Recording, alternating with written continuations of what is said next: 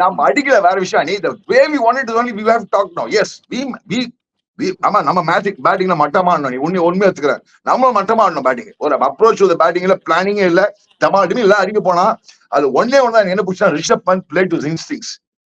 யாரா ஒருத்தர் பேட் விடணும் மச்சான், அது விடுறதான் கரெக்டா அவன் ஸ்ட்ரென்த்துக்கு தான் விட்டுருந்தான். கச்சாமச்சா இமால் ஜோசி மாதிரி இப்படி இப்படி இப்படி ஒண்ணும் பண்ணலையே அவன் விடுறதான் ஸ்ட்ரென்த் விட்டுருந்தான்.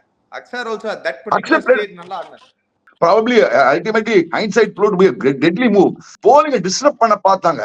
அந்த ரிதமை டிஸ்டர்ப் பண்றது பார்த்து என்ன பண்ணாங்க அவங்க பாகிஸ்தான் வர போறாங்க அடுத்தது சூரியகுமார் அது அப்படி இப்படி பிளான் போட்டு தான் கடைசியை பார்த்து அக்செப்ட் பண்ண லெஃப்ட் ஹேண்டர் வந்துட்டான்.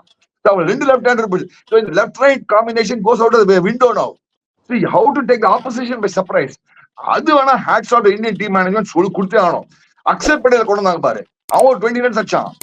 கடைசியில பார்த்தனா ஹர்ஷ்தீப் சிங் ஸ்கோர் கார்டு அவன் 4th ஹையஸ்ட் ரன் இந்தியாக்கு இன்னைக்கு.